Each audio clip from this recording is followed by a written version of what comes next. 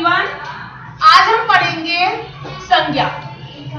संज्ञा किसे कहते हैं, सबसे पहले ये जानना जरूरी है।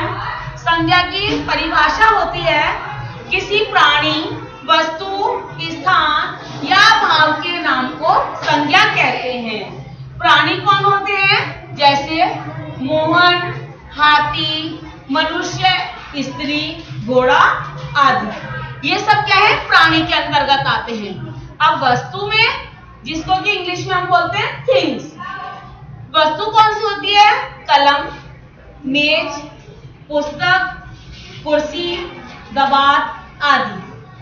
अब आता है हमारा स्थान, ये हमारा प्राणी हो गया, वस्तु हो गया। अब है स्थान, स्थान हमारे कोई से भी हो सकते हैं, जयपुर हो गया, कोई गांव का नाम हो गया, नगर हो गया, या दिल्ली हो गया, जोधपुर हो गया, जोधपुर आदि। उदयपुर भी ले सकते हैं, है ना, मुंबई भी ले सकते हैं। ये सब क्या है, स्थान, प्लेस, जिसे हम इंग्लिश में बोलते हैं प्लेस। अब होता है भाव। भाव क्या होते हैं हमारे, जिससे कि हमें किसी मीठेपन का भाव आता है, मीठे का भाव आता है। कोई मिठाई खाते हैं तो मिठास का भाव आता है, कोई कड़वी चीज खाते हैं तो कड़वेपन का भाव आता है, या हम मीठा बोलते हैं, कड़वा बोली में हमारी मिठास होती है। वो हमारे क्या होते हैं, जो हमारे भाव प्रकट होते हैं, वो होती है हमारे भाव। जैसे कभी मिठास का भाव आता है, अभी इस समय गर्मी बहुत तेज है तो गर्मी का भाव, दया का भाव, क्रोध का भाव, बचपन आदि। ये सब क्या है, भाव हुआ। भाव के नाम को संज्ञा कहते हैं। इसी प्रकार हम जानेंगे संज्ञा के भेद। संज्ञा के कितने प्रकार होते हैं, ये तो आप पढ़ते आ रहे हैं, बता सकते हैं कि संज्ञा के कितने प्रकार होते हैं। संज्ञा 3 प्रकार की होती है, व्यक्तिवाचक संज्ञा, जातिवाचक संज्ञा और भाववाचक संज्ञा। तीसरी होती है हमारी भाववाचक संज्ञा। जैसा भी हमने बताया, व्यक्तिवाचक संज्ञा, हम व्यक्तिवाचक संज्ञा के बारे में जाएंगे। इसमें किसके बारे में बताया जाता है, जिन शब्द से किसी विशेष व्यक्ति या स्थान या वस्तु का बोध हो, उसे व्यक्तिवाचक संज्ञा कहते हैं। विशेष व्यक्ति, विशेष व्यक्ति का, जैसे व्यक्ति का हमने क्या लिया, नाम लिया। मोहन कक्षा 5 में पढ़ता है ना, ये क्या हुई, व्यक्तिवाचक संज्ञा। गंगा हमारी पवित्र नदी है तो गंगा क्या हो गई, व्यक्तिवाचक संज्ञा। यमुना हमारी नदी है, यमुना मथुरा में बहती है, जो भी है ये यमुना क्या हो गया, हमारी व्यक्तिवाचक संज्ञा। यदि हमने ले लिया किसी शहर का नाम ले दिया, जैसे उदयपुर, उदयपुर ये भी क्या है, व्यक्तिवाचक संज्ञा। हिमालय पर्वत का नाम ले दिया, किसी व्यक्ति विशेष का नाम लेते हैं, विशेष स्थान का नाम लेते हैं, तो वो क्या हो जाता है, व्यक्तिवाचक संज्ञा के अंतर्गत आता है। क्लियर, व्यक्तिवाचक संज्ञा जिसमें किसी विशेष व्यक्ति, वस्तु, स्थान के बारे में बताया जाता है, उसे व्यक्तिवाचक संज्ञा कहते हैं। अब हम बोलेंगे जातिवाचक संज्ञा। जातिवाचक संज्ञा क्या होती है, शब्द से किसी जाति, सभी प्राणियों या पदार्थों का बोध होता है, उसे जातिवाचक संज्ञा कहते हैं। जैसे लड़का, पर्वत, नदी, पुस्तक, फल, पशु, मिठास आदि। मिठास क्या है, भाववाचक भी संज्ञा है, लेकिन ये जातिवाचक भी संज्ञा के अंतर्गत कब आता है, मिठास।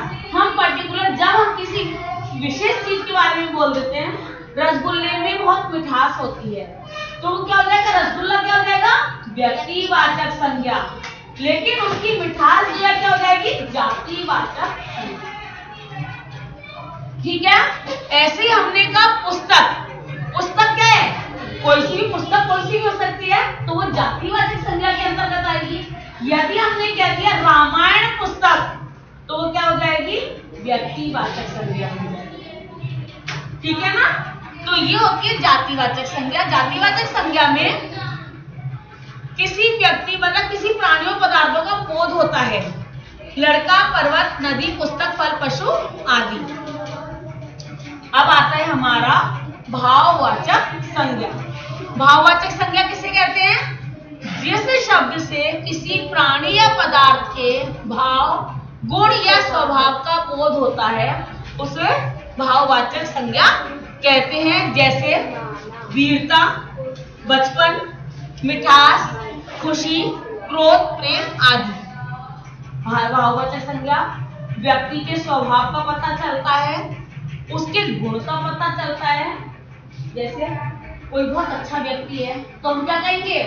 ये व्यक्ति बहुत ही दयालु है। दयालु क्या? उसका भाव प्रकट कर रहा है। ये व्यक्ति बहुत ही ईमानदार है। ईमानदार क्या है? ईमानदारी क्या है? उसका भाव प्रकट कर रही है, गुण प्रकट कर रही है। वो बहुत ही सरल स्वभाव का है। सरल क्या है? भाववाचक संज्ञा उसके स्वभाव को दर्शा रहा है। मिठास, इसकी बोली में बहुत मिठास है।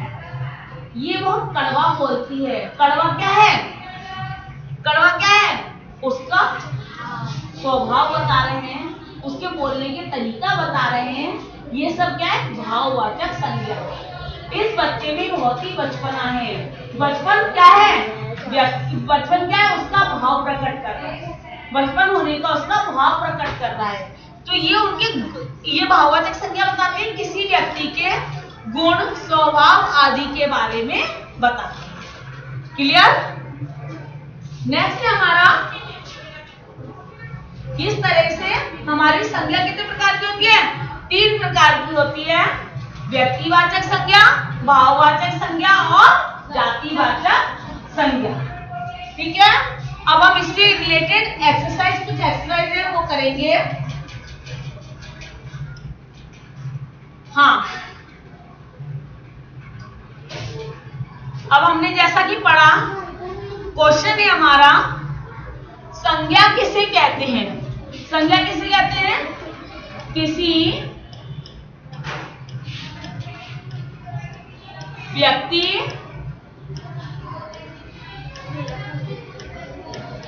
वस्तु, स्थान और भाव के नाम को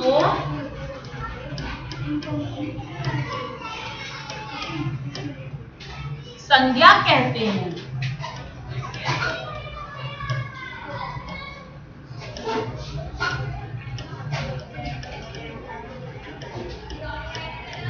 जैसे उदाहरण हो जाते हैं इसके, ये जैसे हमने अभी क्या बताया था? जैसे गाय, टेबल,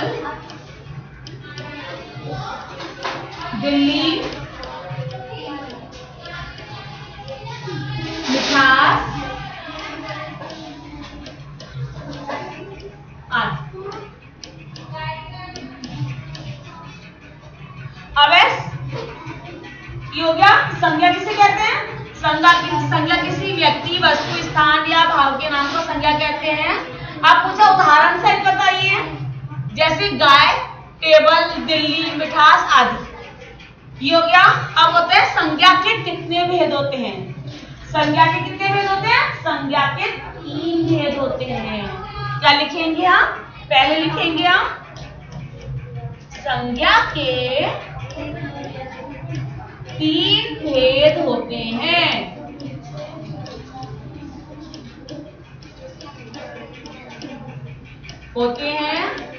पहला है व्यक्तिवाचक संज्ञा।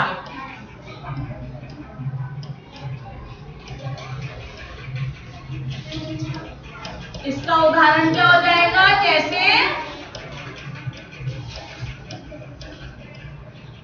राम, जलेबी आदि। दूसरा कौन सा है हमारा? जातिवाचक संज्ञा।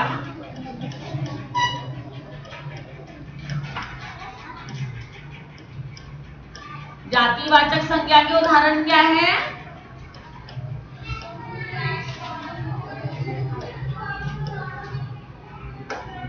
जैसे जैसे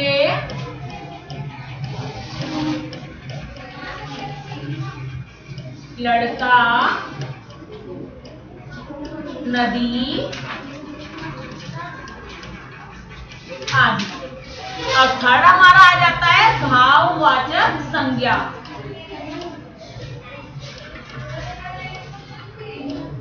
भाववाचक संज्ञा के उदाहरण क्या आ जाएगा? मिठास, बचपन,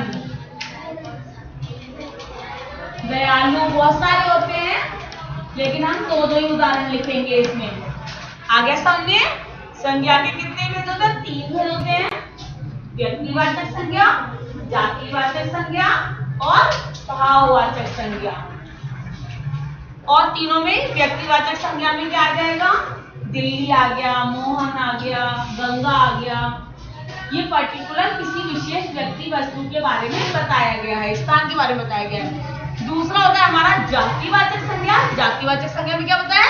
जैसे किसी भी व्यक्ति, कोई भी जाति का व्यक्ति है, लड़का है, पुरुष जाति से हो गया लड़का, लड़की स्त्री जाति से हो गया।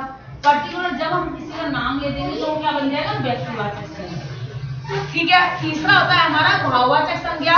इसमें किसी के स्वभाव के बारे में, गुण के बारे में बताया जाता है। अब हमारा सेकंड क्वेश्चन है,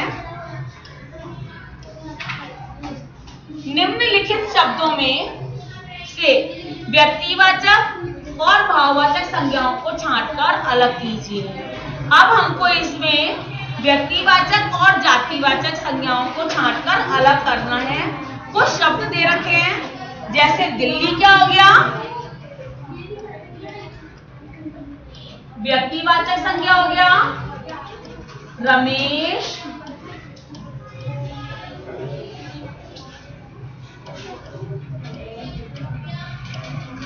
अमरूद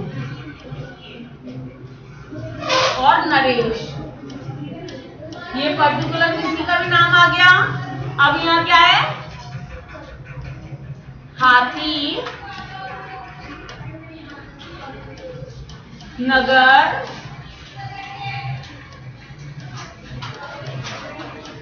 लड़का,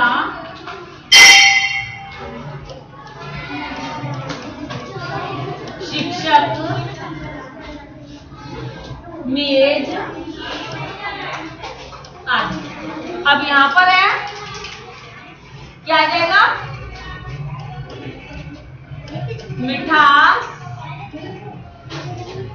बचपन,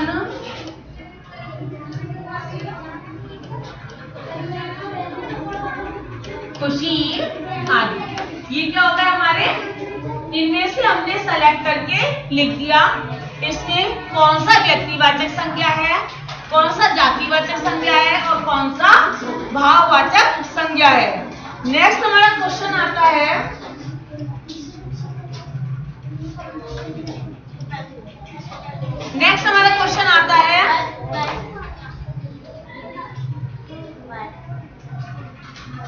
निम्नलिखित वाक्यों में से संज्ञा शब्द छांटकर सामने कोष्टक में लिखिए। अब संज्ञा शब्द इसमें क्या है देखेंगे। पहले शेर जंगल का राजा है। शेर संज्ञा शब्द क्या हो गए और राजा। शेर राजा। अब है सूर्य पूर्व दिशा से निकलता है। अब सूर्य क्या है इसमें संज्ञा। और क्या हो गई पूर्व दिशा भी क्या है इसकी संज्ञा।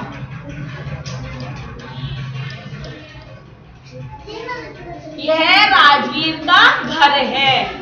राजवीर और क्या हो जाएगा घर। अब है इस गन्ने में अधिक मिठास है। गन्ना और मिठास ये क्या हो गए हमारे संज्ञा।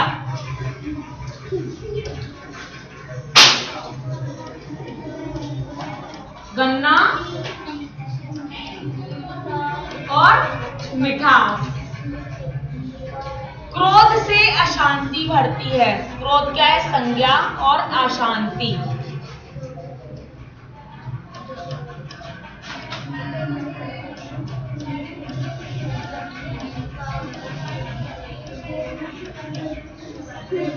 ये हो गया हमारा।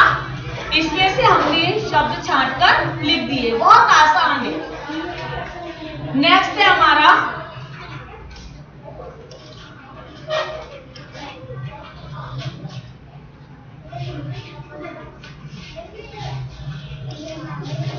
नेक्स्ट क्वेश्चन है, निम्न में से जातिवाचक तथा व्यक्तिवाचक संज्ञाएं छांटिए। अब आपको मैंने बताया था जातिवाचक संज्ञा के अंतर्गत कौन सा आता है और व्यक्तिवाचक संज्ञा में कौन कौन सा आता है। अब सबसे पहले हम इसमें लिखेंगे जातिवाचक संज्ञा। बताएंगे राम क्या जातिवाचक संज्ञा है? नहीं, राम क्या है? व्यक्तिवाचक संज्ञा। तो राम को हम व्यक्तिवाचक संज्ञा के पे लिख देंगे। और अब नदी क्या है?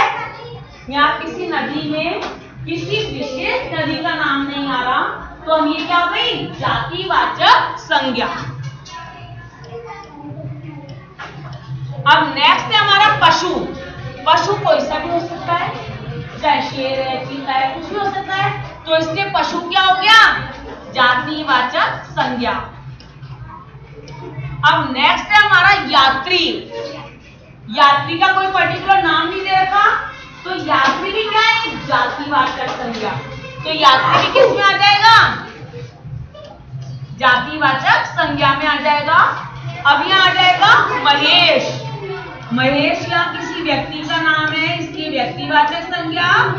और उदयपुर,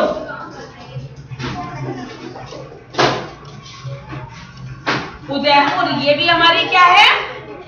व्यक्तिवाचक संज्ञा। यहाँ पर किसी व्यक्ति विशेष के बारे में बताया गया है। नेक्स्ट है हमारा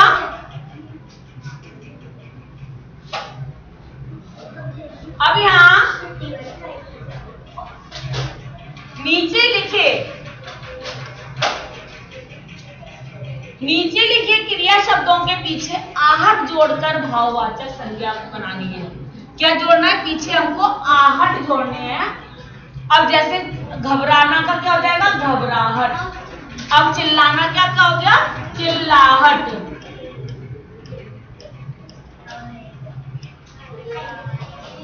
अकुलाना का अकुलाहट।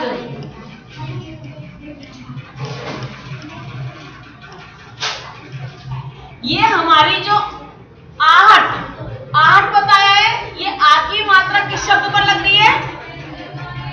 जो ल है इस पर लगती जा रही है। उकताना ताहट।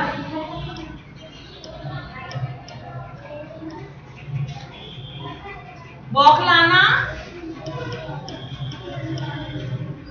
बौखलाहट। अब नेक्स्ट है बड़बड़ाना बड़बड़ाहट।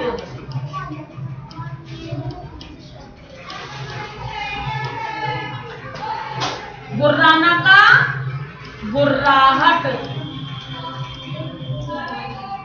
खुजलाना खुजलाहट। गिड़गिड़ाना का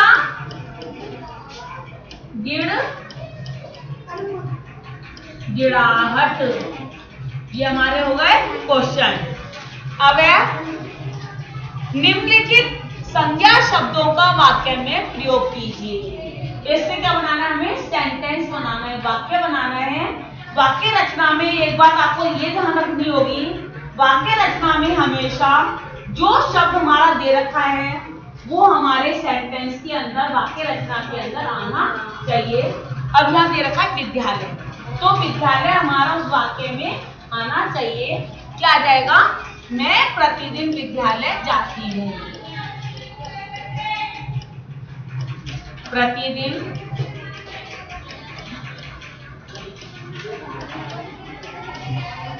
विद्यालय जाती हूँ। सेकंड है पेड़। पेड़ हमारे क्या होते हैं? पेड़ हमें ऑक्सीजन देते हैं। पेड़ हमें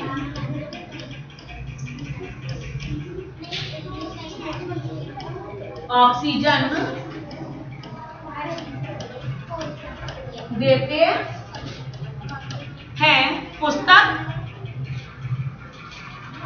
पुस्तक से सेंटेंस आ गया, पेज से बना लिया। अब पुस्तक, मेज पर पुस्तक रखी है, मेज पर पुस्तक रखी है। फिर राम दशरथ के ज्येष्ठ पुत्र थे, हैं। अब क्वेश्चन पूछा है आपसे, निम्नलिखित में भाववाचक संज्ञा, भाववाचक संज्ञा कौन सी है? हिमालय, जवानी, वंश, सोना। तो क्या आ जाएगा? जवानी। राइट कौन सा हो जाएगा? जवानी भाववाचक संज्ञा है। संज्ञाओं में से जातिवाचक संज्ञा, पुस्तक, जून, बुढ़ापा, बीकानेर, ये सब क्या है? व्यक्तिवाचक संज्ञा। इसमें पुस्तक क्या हो जाएगी? जातिवाचक संज्ञा। व्यक्तिवाचक संज्ञा बोध कराती है किसी विशेष भाव का नहीं, किसी विशेष जाति का नहीं, किसी व्यक्ति, स्थान या वस्तु का। राइट, इनमें से कोई नहीं। अब जातिवाचक संज्ञा बोध कराती है किसी पूरी जाति का, किसी विशेष व्यक्ति का, किसी पूरी बात का, किसी विशेष स्थान का, किसी विशेष पूरी जाति का। किसका बोध कराती है? पूरी जाति का। तो ये हमारा होता है, आज हमारा ये चैप्टर खत्म हुआ, संज्ञा। आई होप आप लोगों को सबको समझ में आ गया अच्छी तरह। संज्ञा की परिभाषा और संज्ञा के कितने भेद होते हैं, ये सभी अब हम नेक्स्ट मिलते हैं आगे नेक्स्ट चैप्टर के साथ।